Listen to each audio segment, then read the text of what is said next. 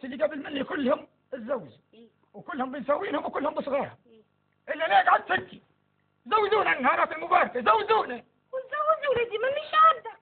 بزوج بروحي فكوا جنابكم. حاضر يا وليدي مثل المكسه وانا تو نحك هنا جنابي.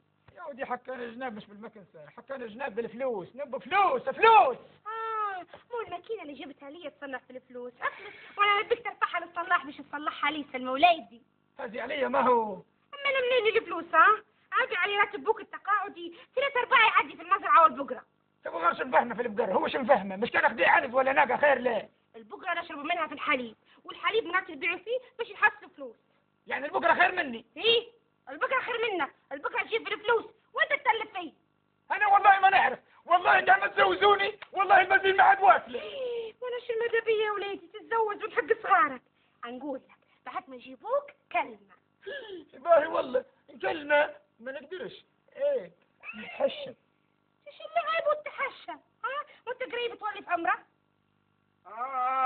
اهو بوك جاي. يا كبدي خلاص. بنموت انا بنموت. بعيد الثوب بعيد الثوب. اسمع يا حاج جيت ربي جابك راوح توما عنده مذيع صغير بيحكي لك بس متحشم منك. قول يا حسومه قول، انا ابوك ما تهشمش قول. يعني متحشم. تقول يا حسومه قول. تقول سبحان الله شو فيه. أنا نبي نتزوج. ما تحشمش مني تقول يا فراشي يا قطيع الوجه ما فيش قيم ما فيش اخلاق. شن كيفتي درنا شناب ما فهمتوش، خلينا قرطاس رياضي على الطاوله ما فهمتوش، قاعد حضور الليل ما فهمتوش، قطع بويتي. لا انا ولك تزوجني. انا لما يقولوا لي بنزوج امك هذه قعدت 3 سنين هاي في الخلاء باش ما نشوفش وجه ابوي.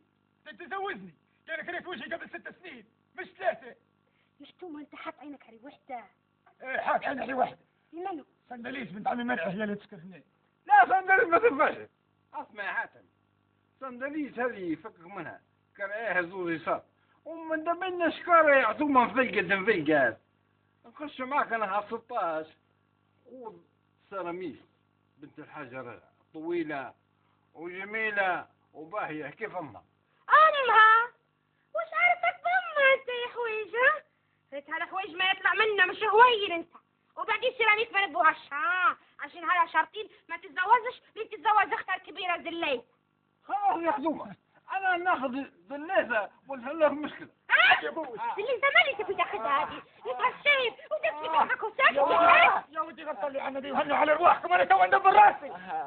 دبر دماغك وخوف ارفع يا خدومة ترفع.